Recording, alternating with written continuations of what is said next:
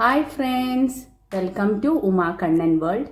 നമ്മൾ ഇന്ന് ഉണ്ടാക്കാൻ പോകുന്നത് ബീറ്റ്റൂട്ട് ലൈം ജ്യൂസാണ്.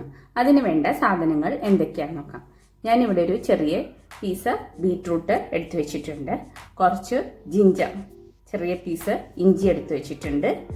ലൈം ജ്യൂസ് ഒരു ഗ്ലാസ്സിന് ഉള്ള അളവാണ് ഞാൻ പറയുന്നത്.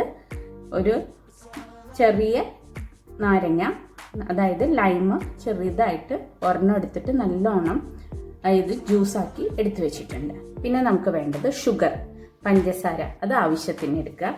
ഒരു ഗ്ലാസ് തണുത്ത വെള്ളം, കൂളിംഗ് വാട്ടർ, ഇത്രയാണ് നമുക്ക് വേണ്ടത്.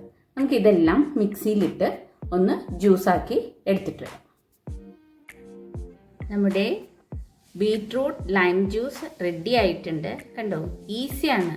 നമുക്കൊരു ഗസ്റ്റൊക്കെ വന്നാൽ നമ്മുടെ വീട്ടിൽ ബീറ്റ്റൂട്ട് ഉണ്ടെങ്കിൽ ഇത്രയും ഇൻഗ്രീഡിയൻസ് വെച്ച് നമുക്ക് പെട്ടെന്നൊരു ജ്യൂസ് ഉണ്ടാക്കിയെടുക്കാം.